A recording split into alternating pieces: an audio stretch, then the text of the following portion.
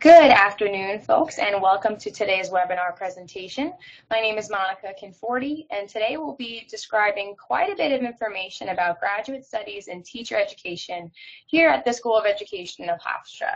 I want to stress that while we cover so much information about various degree programs and teacher certification today, that I'd like to make some time for Q&A at the end, but that as we progress through these slides, if you have particular questions and want to talk a little bit more about your specific path, of course, I welcome calls and emails for individual appointments. But this will be a great way to get started to see what kinds of master's, certificate, and advanced programs we have here at Hofstra and how to guide your search to move forward.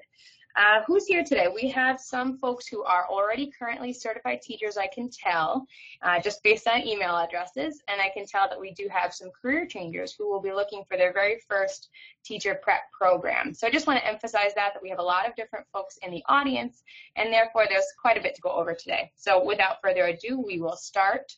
You'll notice on the left side of your screen that there is a space to enter questions. Again, type them in as they come off the top of your head, but we will really focus on that towards the end of the presentation. And those questions that you type in will only be visible to me, so don't be shy. Feel free to send those in when you're ready. So to get started, what are we actually going to be talking about today? The first is going to be the types of graduate degrees that the School of Education offers. Secondly, we'll talk a little bit about New York State teacher certification. Of course, the School of Ed at Hofstra is here on Long Island in New York, and so most programs will prescribe to that's required by New York State for teacher certification. So I wanted to bring up what's New York State looking for and how is that embedded in most of our programs. Next, we'll talk briefly, we're going to do a quick run through of different areas of study so that you know what's out there, what your options are, what developmental areas each type of study relates to, and again, what program is for you that you might want to apply for. Next, we'll talk about student support services here in the School of Education, which is located right here in Hagedorn Hall. We have a nice one-stop shop, I like to think of it. So what's here for you as a student? Then we'll move on to scholarship opportunities for our enrolled students, which are quite plentiful. And then finally, we'll talk a little bit about the online application. What are some general procedures to keep in mind? What are some general things that our program directors look for? And what would be your next step?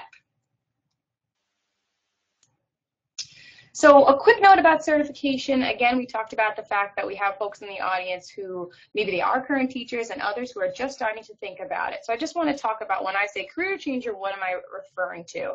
So a career changer to me would be somebody who has yet to obtain licensure or graduate from an approved education program. So maybe you have taught in a private school setting, maybe you've tutored, or maybe you've been in an allied educational career for quite some time, but this is your first time preparing for New York State certification. Whereas a certified teacher for the purpose of this presentation will be somebody who holds that New York State initial, professional, provisional, or permanent teacher certification, or someone who anticipates holding this by the onset of graduate study. And I've starred here that in some cases our faculty directors will be open to accepting you to programs while you are working towards certification in your first semester. So we'll cross that bridge when we get there. So just know, self-select where you are on this page, and when I say career changer, here's what I'm chatting about, and vice versa. So what's offered in the School of Education at Hofstra? Today's focus will be on our master's programs, though you'll see where appropriate, I've indicated some advanced certificate programs. So what's the difference between an MA, an MSED, and an MS? Well, at other schools, you'll find they might be defined differently. Here at Hofstra, we're going to focus mostly on our MSED and MS programs, which most often will be leading to a certain type of certification in New York State, whereas an MA generally requires that someone has studied or been certified in that area before. An MS and MSED, for the purpose of this presentation, are very similar. So that's what we're going to talk mostly about today. Typically, an advanced certificate is for someone who holds a master's degree already, and many of our programs that are certificates lend themselves towards a master's prepared educator who's looking to come back for another specialty. And then finally, Hofstra also offers various doctoral degrees for teachers to consider, both again in education and in allied educational careers. So again, that's what we're going to be talking about today, mostly our master's programs. And be sure when you're searching a website to know that there are significant differences when something is an MA versus an MSED or MS. beyond those technical terms, so what would New York State look for when you're becoming a certified teacher? Number one, when you're becoming a teacher, what are you teaching? Are you an expert in that area? So you'll see in many of the admission requirements that a general education core is required. And this is made up of two separate pieces. First, liberal arts and sciences. And second, if you're teaching at the high school level or middle school, would be a content core. So liberal arts and sciences, what's that? So for example, if you're looking to teach, let's just say, fourth grade. All education programs, not just fourth grade, are going to look for a variety of courses at the undergraduate level that, again, show a nice breadth of knowledge. So these can be a mix of humanities, math, science, etc. And most students, when applying for our teacher ed programs, this is something that they have completed through their undergraduate degree, through their university breadth requirements. The second piece, again, would be something specific towards what you're teaching. So as we creep up in the K-12 scale, once we get to middle school and high school, if someone wants to teach, for example, a particular science, Hofstra and New York State are looking for the equivalent of a major in that area. So for example, you're looking to teach Italian. This content core right here is going to be the amount of Italian that you have. So these are two pieces of the general education core, which should be mostly completed before you apply to Hofstra. And this is an automatic thing that Hofstra does review when you apply to determine what's needed, what are we deficient in, how will we get that done, and again, it must be completed by the time someone does student teaching. So it's not necessary at the onset of studies, but should be, at least for the secondary content core, at least half done. So that's something that New York State's going to look for. What kind of liberal arts and sciences, and what kind of content core do you have? And that's, again, done at the undergraduate level. The next piece would be educational seminars. So outside of the core that you've already studied and have become an expert in, these seminars are on things that are topic-based and on things like child abuse, knowledge of how to report that. Another would be how to talk about anti-bullying. So these are seminars that Hofstra offers in line with New York State regulations that, for the most part, can be done online. We do have a couple in-person seminars left. The other third piece, I can look for what kinds of courses have you done in education. Of course, how do I build a lesson plan? How do I build assessments specific to my student body? How will I be evaluated by my supervisor? These courses are all going to be a part of your degree program. And part of these courses, as you can see in these bullets right here, are going to be your clinical experiences. So New York State is going to look to see that you have at least 100 clock hours of field placements. Again, these are in all types of districts throughout the Metro Long Island area. And then this caps off with a wonderful experience of student teaching, which is a full semester in an area district where you're working alongside what we call your cooperating teacher, whose class it is year to year. And amongst all these experiences, students really find that their hours that they've built up have prepared them quite well for student teaching. So it's something that's going to be required by New York State. And then finally, the fourth piece that I find is the biggest something for someone to know is the New York State certification exams. So each type of certification has an exam, has a number of exams that are to be taken. When do students take those? It depends what program you're in and when your faculty advisor would advise that. So having this in the back of your mind, even for our certified teachers out there, when they're looking for a new specialty area, here are the four components that we find are very important, and they are all embedded in some way in your preparation as part of a program. So what do you want to teach? So sometimes folks, we have to just do a little bit of a review of what content is associated with what developmental level, and what do these terms mean when we're looking at the Hofstra website or other schools of education. The first developmental level would be early childhood education, and that would be from birth all the way up to grade 2. So not a lot of folks will think about that. There's quite a bit of educational prep that goes into the years before pre-K. So this would be the early childhood education sector, and that's again from birth, from right from the beginning of life to grade 2. The second piece has two interchangeable terms that we see throughout the state website and Hofstra's website will be childhood or elementary education, and this refers to grades 1 through 6. The next level up would be what Hofstra calls secondary education. Others may call it adolescent, and that's grades 7 to 12, middle school through high school. Other subjects are going to be grades K through 12 all the way through the span, and we'll go through what subjects at Hofstra that qualifies for.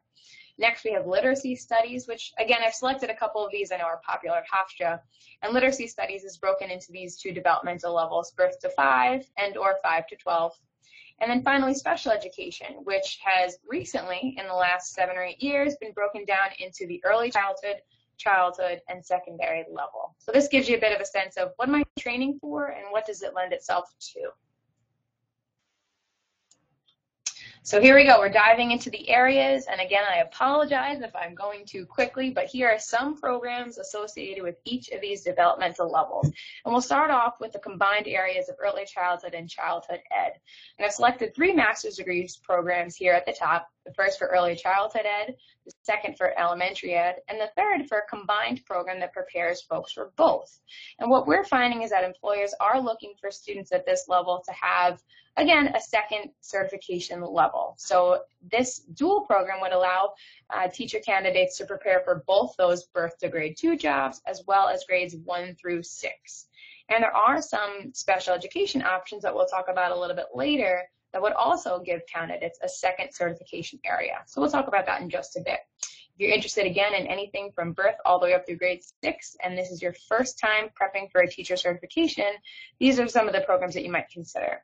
I've also added here for our certified teachers, our elementary education STEM Masters of Arts program.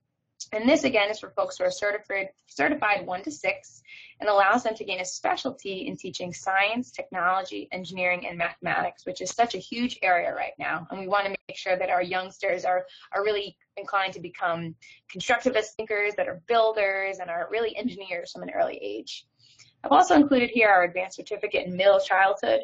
And so many of our secondary folks, if they want to be able to also teach grades 5 and 6, this very brief advanced certificate program is available for them. So for those of you out there who are certified at the middle childhood, the middle school, high school level, if you want to actually dip down to grade 5, this quick advanced cert would be for you.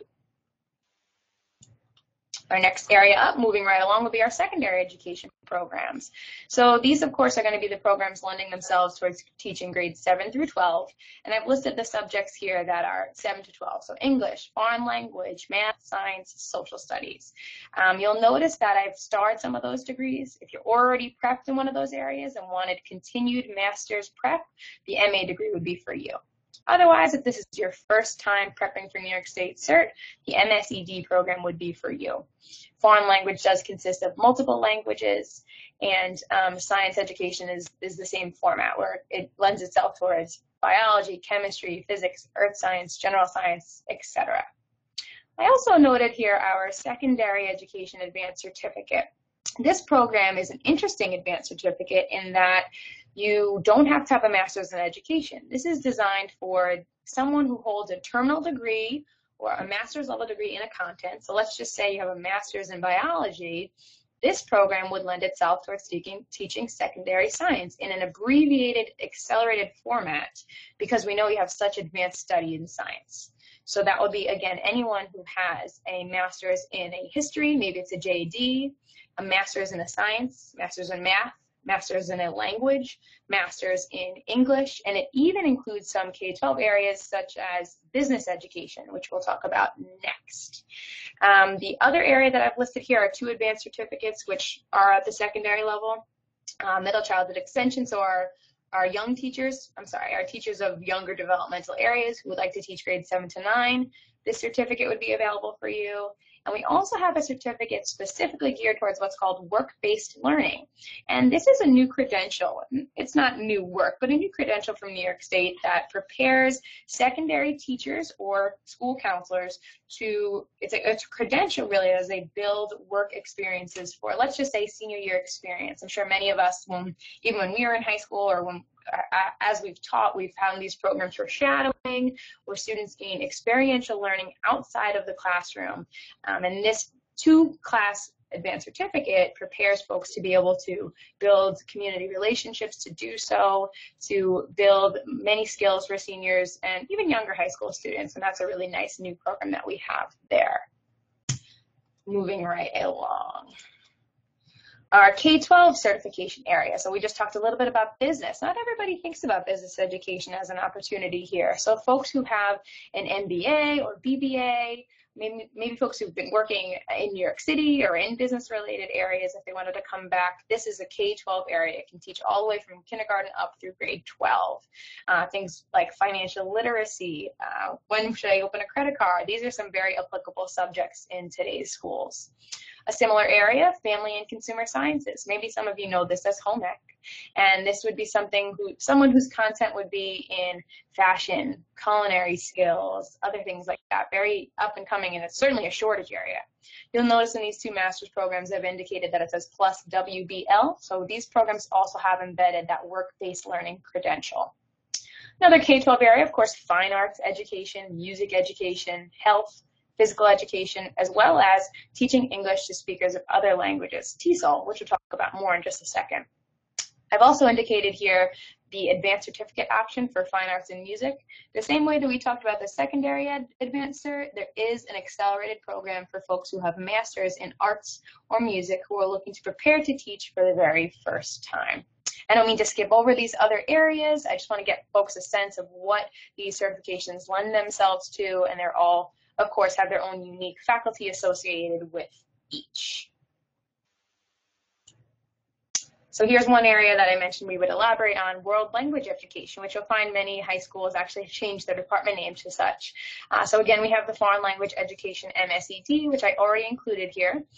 We also have the teaching English to speakers of other languages. It's also called TESOL, teaching English as a second language, or ELLs, English language learners. These are all acronyms associated with the same subject. We have both a master's and advanced certificate for these folks. I'm also including here this third piece is similar to when we talked about early childhood and childhood ed. There is a dual program that candidates leave with two certifications, languages other than English and TESOL. So it's a unique program at Hofstra that you're able to prepare to teach, for example, Mandarin and TESOL. So you can teach two totally different types of classrooms, or maybe it's Spanish and TESOL. A very highly sought after credential in today's market, absolutely. We also have programs in bilingual education, and we commonly get the question is, what's the difference between bilingual education, TESOL, what's the difference between that and, say, a foreign language educator? It's important to note that folks who are considering bilingual education must be previously certified in a particular developmental area. So for example, for our 1 to 6 teachers out there, childhood or elementary, gaining a bilingual certification would allow them to teach that content, so their 1 to 6 classroom, in another language. So you could be bilingually certified to teach, let's just say, grades 1 to 6, or bilingually certified to teach 7 to 12 math, again, in a particular language. Also a very hot area now. And you'll see where I've noted that advanced certificates are available for our master's prepared folks. Our next area, literacy studies. Now, this is going to be a credential for those who already hold a New York State teacher certification. So maybe in their undergrad or in a prior master's, they were able to study some sort of developmental area and become certified. And now they want to come back for a specialist certificate in literacy studies. So to be able to run a resource room on reading skills, talk about comprehension, or maybe it's not that extra outlet you're interested in, but rather having it enforce your current certification. So we have a number of programs I've listed here. Our literacy studies master's degree, in which you would choose the earlier level or the later, or an advanced certificate option if you have your master's in education. We also have a unique dual option. I trust you sense the trend here where folks are going with multiple certifications at once. We have a unique literacy and special education program in which folks would choose the literacy birth to grade 5, as well as special education for one of the developmental areas. Again, both programs, as well as the advanced certificate, all geared towards folks who have their current teacher certification. And for those who are interested in this long term after their first cert, again, you would come back for our advanced cert at the after master's level. Flying right along. Special education. So I divvied these up into a couple of different slides because there's just so many options. As I mentioned earlier on in the presentation, special education in about, I want to say 2008, I could be wrong on that, was divvied up into 3 developmental areas: birth to 2, 1 to 6, and 7 to 12. So on this first page here, it's for folks who have not held a New York State certification prior, or are not working to transfer for another state, and they know they want to teach special education. Such a great growth area here. And you'll see based on this slide that we have inclusive programs. These are all dual programs that prepare our candidates for both general education and students with disabilities at the same developmental level. So that first program, Inclusive Early Childhood Special Education, would prepare folks for both birth to grade 2 general education as well as birth to grade 2 special education.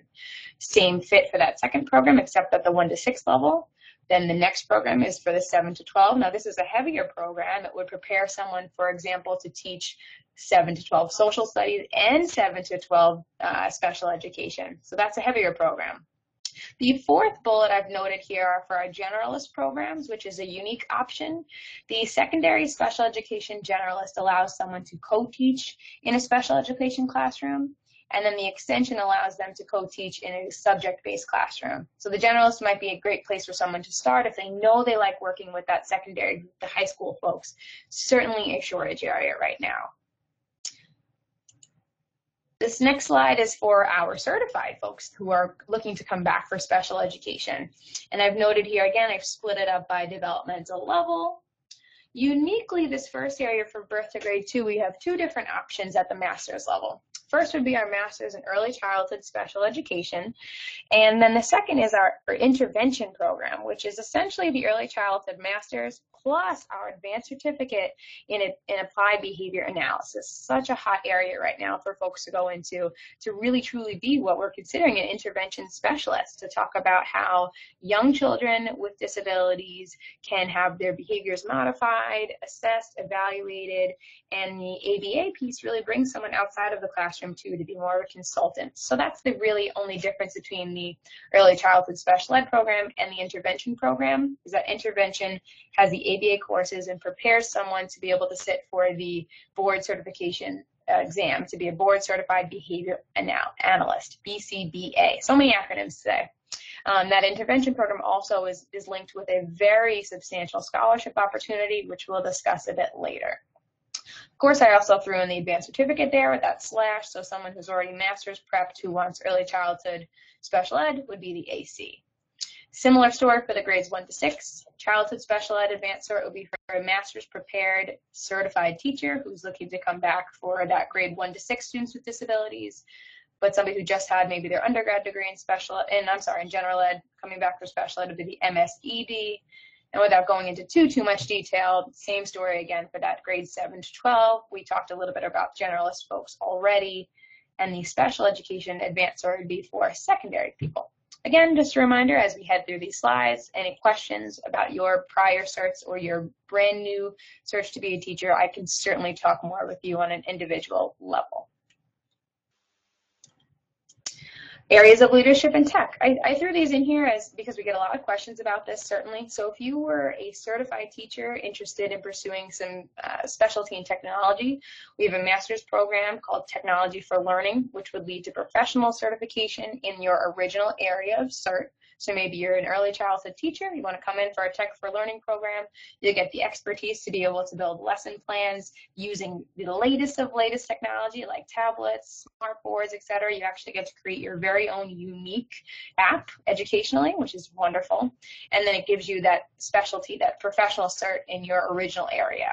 So if you're looking to become a teacher for the very first time, this program would be unfortunately off the boards for you. The EdTech Advanced Certificate could be some coursework that you combine with your initial certificate area, and that's basically the first 15 credits of our master's program, and those can be taken all online. And I also mentioned the educational leadership degree here because a lot of our new teachers, particularly if they're career changers coming from a different field, maybe they're a bit later on in their career and they know that when they start teaching, they're going to put their minds to it and they're actually thinking long term, what if I wanted to be a principal, assistant principal, a superintendent even? And that'll be our Educational Leadership Advanced Certificate. And this program would be for those who are already not only certified teachers, but they're professionally certified, meaning they have their master's degree and they've taught for at least 2 years. And that would prep them to be a school building leader, so principal, assistant principal, or the school and the school district leader certification, so the superintendent-wide. And our program uniquely prepares folks for both in just 30 credits, and is actually the first piece of one of our doctoral programs, which won't be the focus for today, but another highlight to have thought about down the road. I also am pointing to a couple of different non-certification studies we have here. It's certainly not an inclusive list, but for our educators out there who are looking for a master's degree and who maybe they're teaching in the private sector right now, or maybe they're looking to go abroad, or maybe they're from abroad. We do have a couple international folks registered for today's meeting. These might be programs for you. So what's interesting is that they don't include those New York State certification components as part of the program. So the field hours are a bit different, certainly quite a bit of clinical experiences, but they don't have to be as rigorous because maybe those folks, that's not what their goal is long term. So just really quickly, we'll see that the curriculum studies is there. It's actually an MSED. We have our Leadership and Policy Studies program. We also have a LOTE and TESOL program for international applicants looking to study both teaching languages and teaching English. We have our Literacy Studies program, which again would be for folks, maybe they want to focus on reading and comprehension in an alternate setting.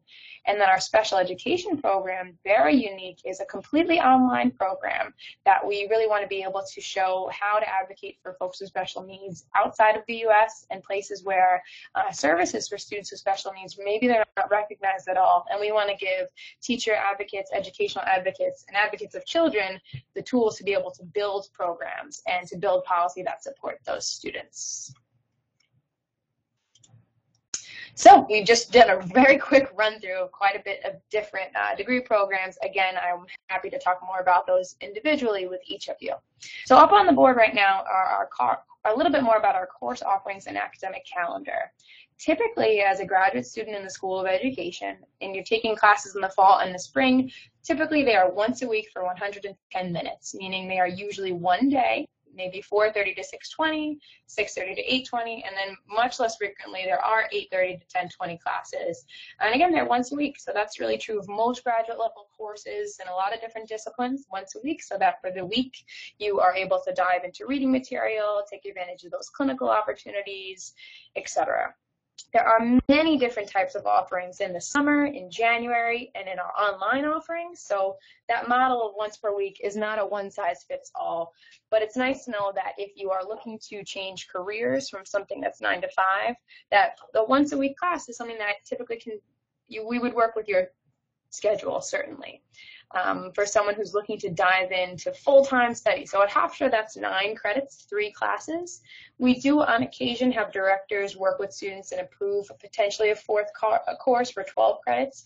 But again, we want to make sure that you're able to really dive into the material, that you're able to keep up with it, as well as the clinical experiences that are part of each course.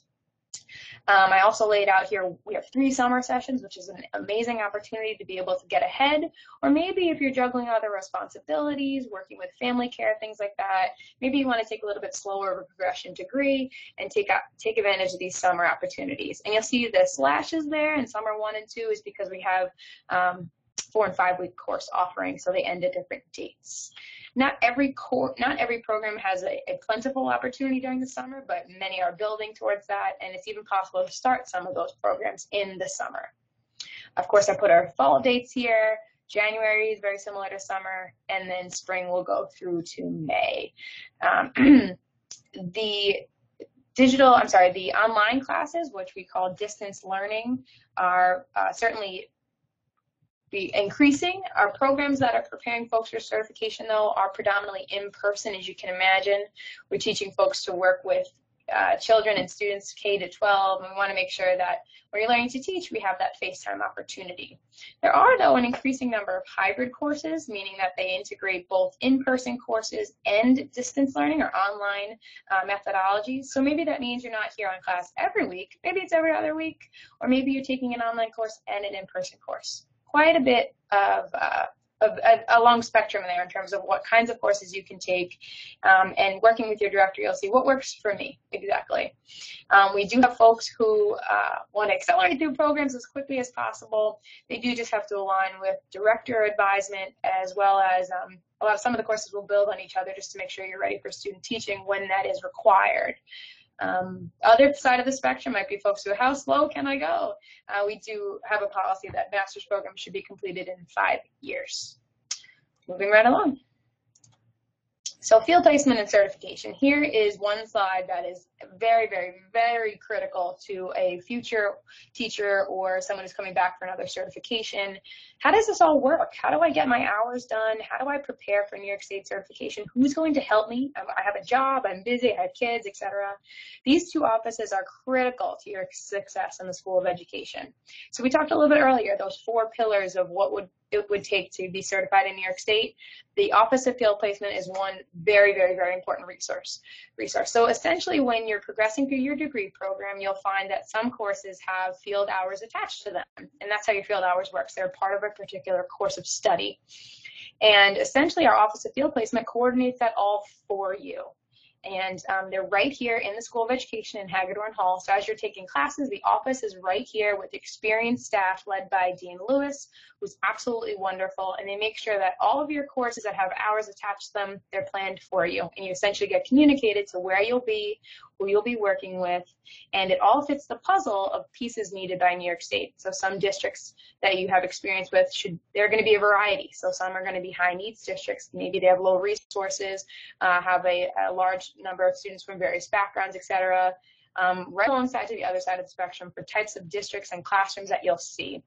The best part of having this minimum 100 hours of field observations is that you get to pick up on what styles of teaching you love, what's not for you, and it's all prepping you towards student teaching, which is another facet for a first-time certification program that's planned for you by the Office of Field Placement. So come time for student teaching, you essentially apply. They'll recheck all of your classes to make sure they're in line with New York State certification. They will, again, that's where you're going to have done your general education core, and they place you. They give you 3 options where you'll likely interview. A lot of times that's a Hofstra alum taking you on as a student teacher, and that'll be a great learning experience for you. A lot of folks love that student teaching experience where each week they'll be meeting with their supervisor here at Hofstra and other student teachers to go through what it's like to be a student teacher. What did they see today that related to class? What was challenging? What did they love? What not? And again, all facilitated by the Office of Field Placement.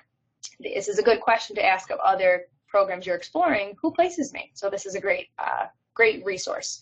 That final bullet mentions EdTPA submission, which would be the Educator Teacher Performance Assessment, which essentially is an electronic portfolio that's created by our student teachers. And this is another piece that is evaluated upon applying for teacher certification.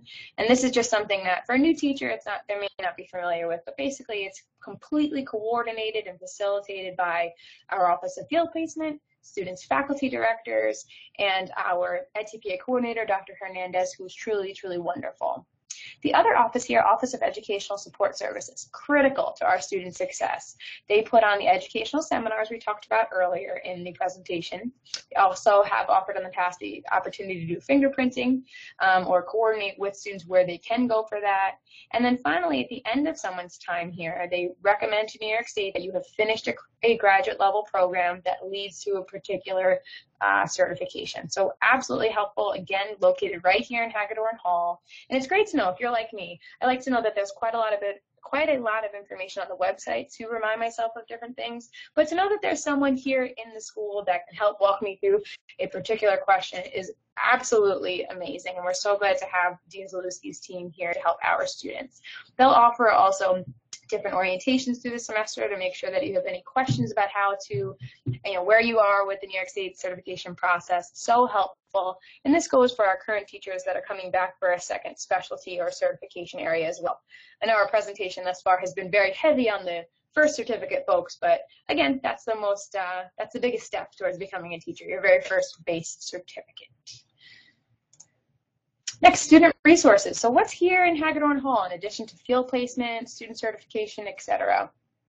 We didn't talk very much about it, but of course, every program has a faculty director, and that's going to be the best resource for our current graduate students. These faculty directors are extremely experienced, knowledgeable, connected to the field. A lot of them will be your student teaching supervisors even, and their offices are right here in Hagedorn. So as you're taking your educational courses right here in the same building, you'll also be able to stop in during their office hours all at once, which is great. So the other piece, the STEM Studio, this is a great resource we have on our lower level. Again, STEM, science, technology, engineering, and math.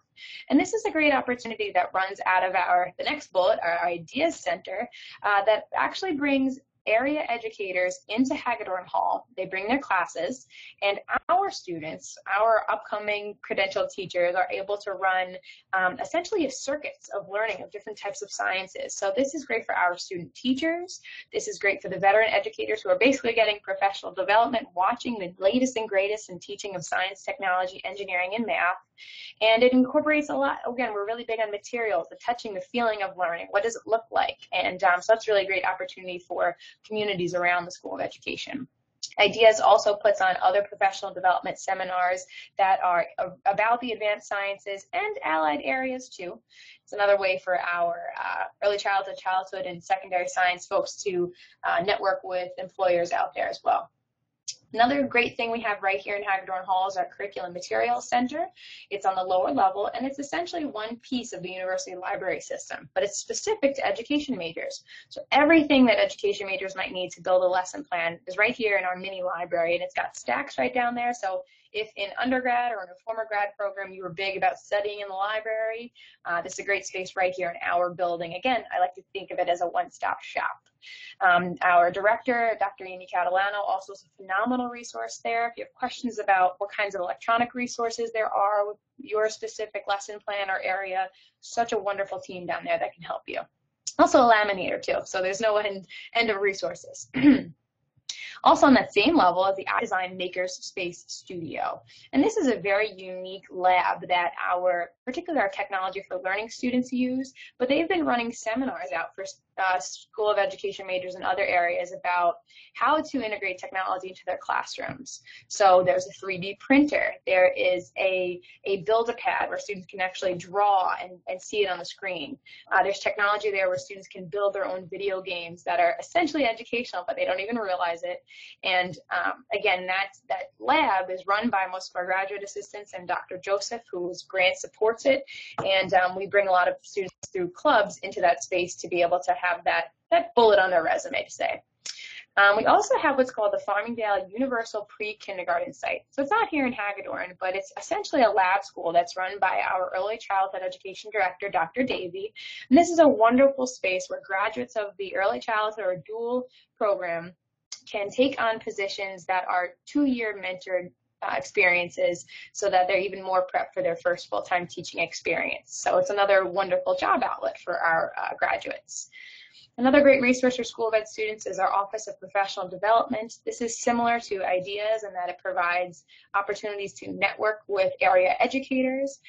Once becoming certified, of course, we know that educators must maintain their license and keep it current, and to do so, they must attend different types of professional conferences, always full-time learners, and I think teachers embody that, a lifetime learning. So PD right here in the School of Education puts on conferences throughout the year. It could be on teaching AP courses. It could be we had a Google Summit. We have had our Hofstra Network of Elementary Teachers have a conference. So many ways to, not just for particular programs, but programs across the School of Education to kind of commingle and hear from different current specialists, and to get those hours that are needed. I also noted study abroad here. There is a graduate level study abroad trip that goes out each summer. It kind of rotates where it goes and what content it covers. So folks who are interested in that, which is usually a smaller percentage of graduate students, can inquire through our main study abroad office at Hofstra. And then finally, and I don't mean to say this last but not least, but our student organizations and alumni networks are, again, such a great resource for our graduate students. So we have, for example, our Special Education Graduate Association. We have the Association for Supervision and Curriculum Development. These are just 2 clubs that really work with our graduate population to be sure that they have every opportunity to learn the latest trends. How should my resume look? Who's the latest on tech in this area? How can I integrate certain skills into my classroom? And so this is a great area, even if it's just for social get-togethers as well. Same for alumni networks. So never a shortage of ways to make this community already a smaller one, but feel that much smaller with your particular peers in your program. Funding opportunities, a very important slide, I'm sure. So it's important to know that many graduate programs, when you're applying, a lot of them will automatically review you for merit-based scholarships. So merit-based meaning just based on your past transcripts, your past experiences, your real potential for the field and for the program. So that can be done sometimes automatically when you apply. And I would always encourage folks who are interested in those opportunities to connect with your director directly to say that you are interested in merit-based scholarships. Others may require that there's a separate brief application, but for the most part, those are done through the online graduate application. Need-based scholarships, again, based on income and supports from your family, that's done through the FAFSA application, the Federal Application for Free Student Aid. I may have mixed up that acronym a bit, but FAFSA must be filed in order to determine what need-based scholarships you're eligible for. And on the graduate level, that's primarily going to be loan-based. So when do you file a FAFSA? Do you have to wait till you get in? No, absolutely not.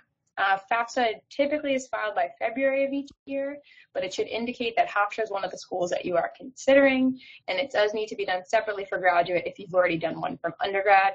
Though again, our student financial services team is our experts in there, so I've listed their website at the bottom for more information.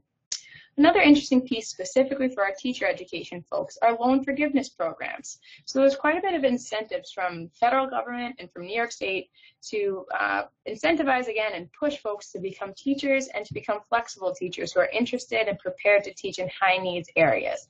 Again, high needs can relate to low income areas. It can relate to low resource schools, schools with a mixed bag of maybe multicultural environment, or maybe it has a high percentage of students with special needs. So a lot of different definitions there, but I've bulleted some grant programs and scholarship programs that can help fund your education because you're going to do exactly what they're looking to incentivize. So first would be the Hagedorn Fellowship.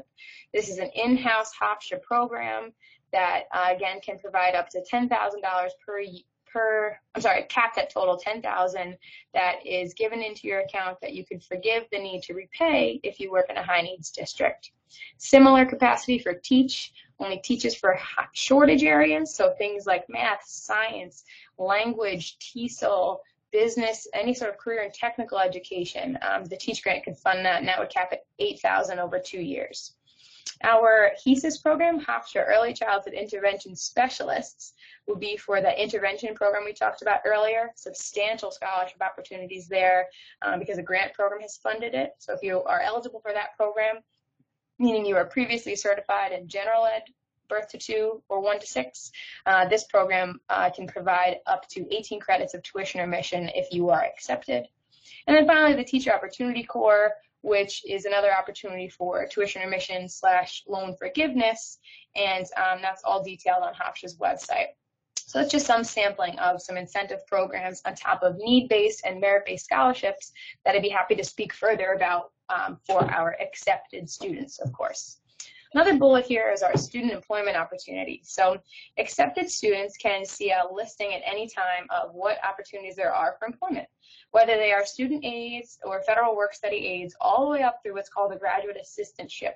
That ship at the end is very important. So GA positions typically require some out of 20 to 25 hours of work a week in exchange for up to, I've seen 7 to 9 credits of tuition each semester. So they basically help cover tuition if you are a graduate assistantship, if you have a graduate assistantship in a particular office. Again, there's a range of that. The graduate assistantships are competitive, but many of our full-time graduate students take advantage of those each year. So again, after they're accepted, they can apply, and they are competitive, but the opportunities are out there. Hofstra also uniquely offers a number of paid student teaching internships.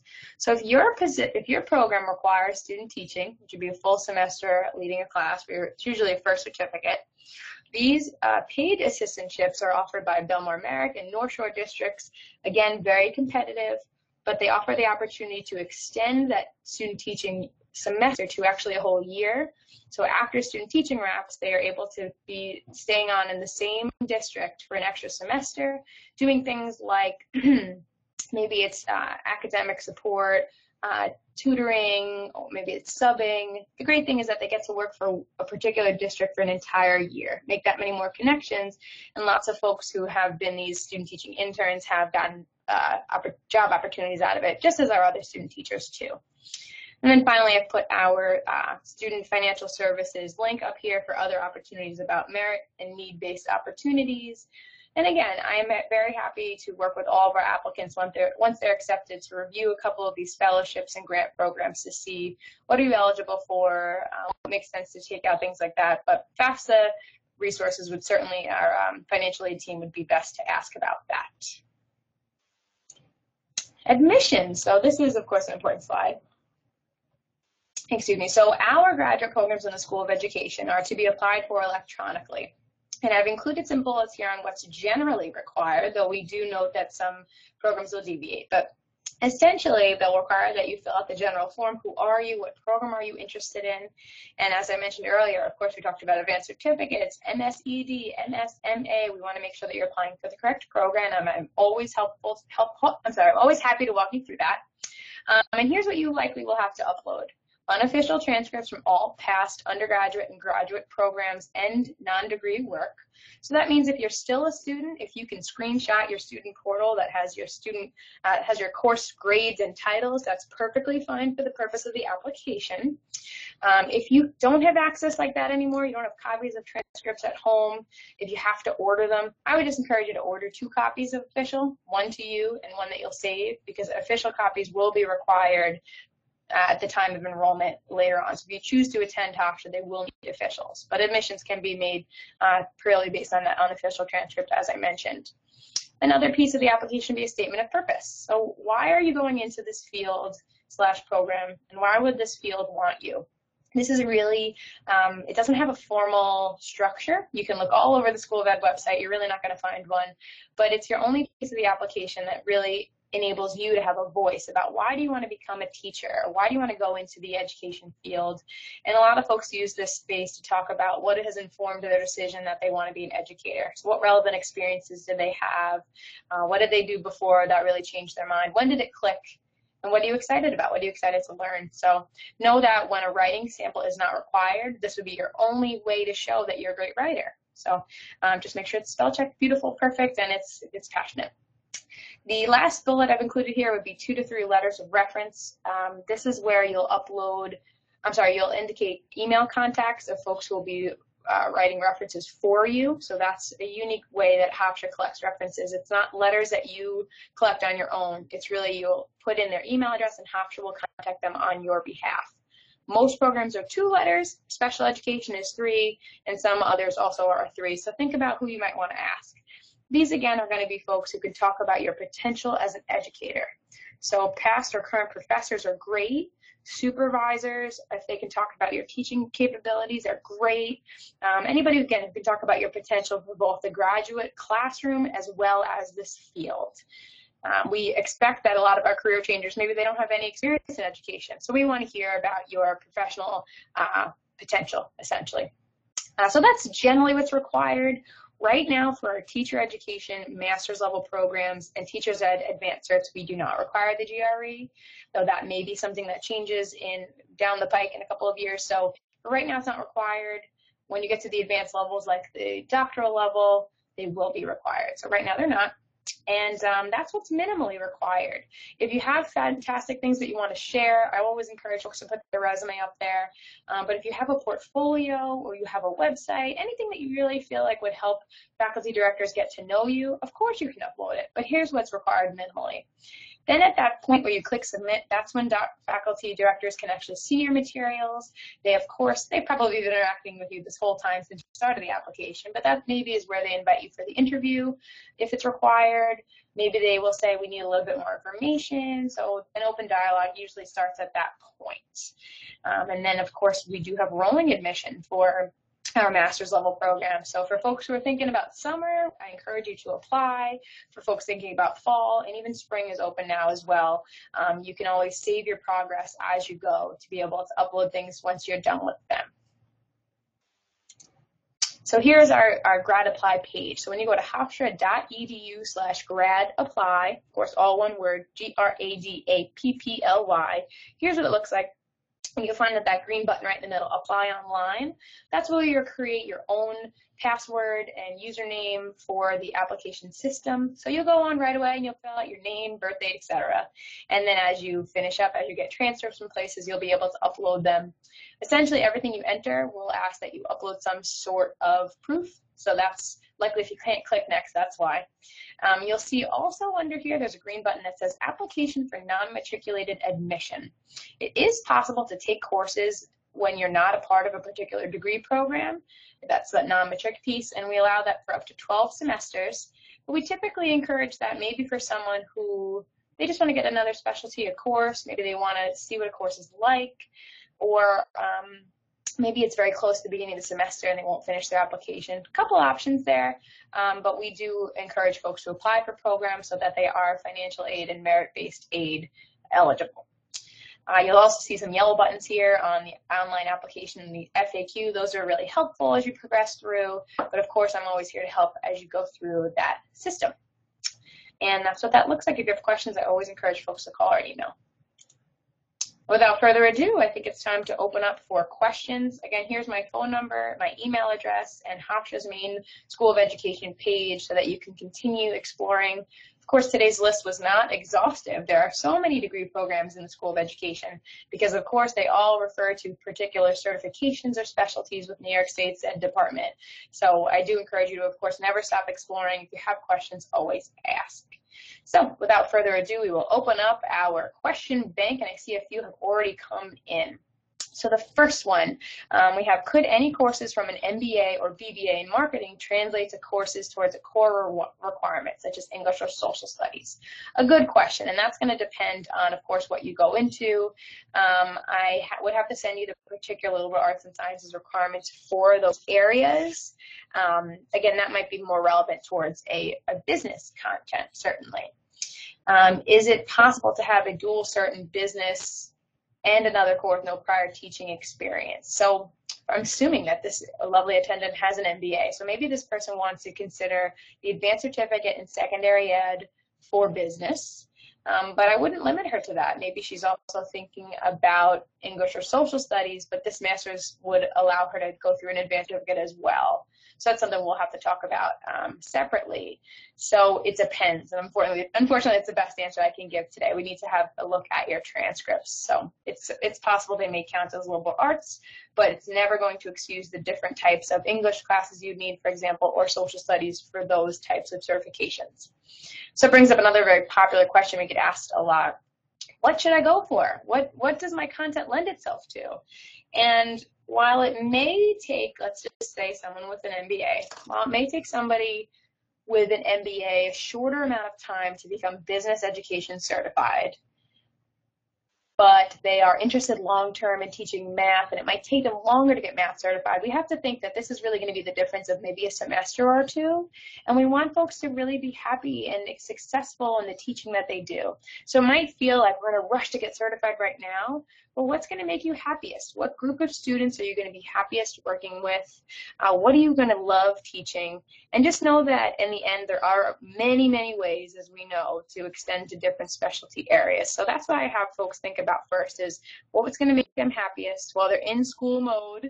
Is it going to hurt to get that extra semester just to get the area that they're really interested in? And that really shouldn't hurt. But we can always talk about that more specifically. Other questions coming in, is there a deadline for admission? And the answer is no for our master's and advanced cert programs that we've talked about today. They are a rolling admission process, so it is possible. I would encourage those interested in summer one we saw starts May 20th. If that's an option for you, give me a call. Let's work through this as soon as possible. It certainly is possible. Typically as we have rolling admission, students get decisions within, it depends. When you submit your application, it takes a couple of days to be able to get to your graduate director who reviews all of your material. If you have an interview required, as we know, that's the point when the request will come through to you. Otherwise, our directors are very quick to get back to you. Within a week or so, you should be able to get an admissions decision. It is possible to get a conditional acceptance. I see another question about GPA. Many of our programs require a minimum GPA of 3.0 or better. Some, it says in our admission requirements, a 2.75 will offer conditional acceptance. So what does that mean? Of course, our admission process is holistic, so everything that you provide to directors, they will take into consideration. And sometimes, it's not guaranteed, but sometimes when folks have they have GPAs below the minimum, directors will accept them conditionally pending maybe additional information. Maybe it's first semester grades must be a B or better.